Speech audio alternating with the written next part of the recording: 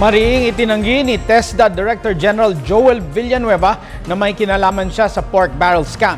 Hindi rin anya kilala si Dennis Cunanan at wala rin anya siyang koneksyon kay Janet Lim Napoles. Narito ang ulat ni George Bandola.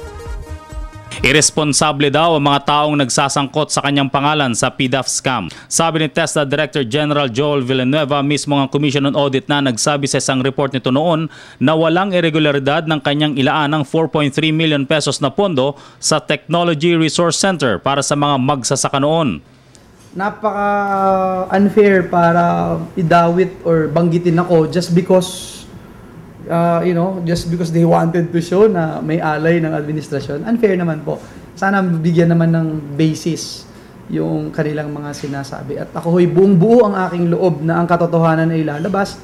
Ako naman ho, kumikibo for so long. Ngayon nyo lang po ako narinig. Kaya po ako ganun dahil naniniwala naman ako sa proseso natin. Naniniwala ako sa DOJ, naniniwala ako sa ginagawa ng NBI, ng Senate, at naniniwala ako ng katotohanan ay lalabas. It's just that sana maging more careful yung mga nagbabanggit ng mga pangalan, lalong-lalo na kung walang ebidensya. Sabi ni Villanueva, hindi pa man umuugong ang investigasyon ng PDAF scam. Siya mismo daw ang nagpaimbestiga sa COA kung may mali sa distribution ng pork barrel nito noong siya'y party list representative pa. Giit ni Villanueva ni hindi niya nakilala si Cunanan sa TRC noon.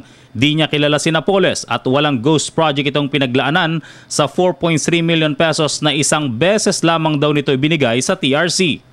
I am the author of Anti-Red Tape Act. Principal author po ako niyan. So ako yung nag-author ng Anti-Fixing Act. Kaya hanggang ngayon, pag i-challenge po tayo, lifestyle check, kahit anong klaseng check, kahit check-in, shoe size check, papayag po tayo.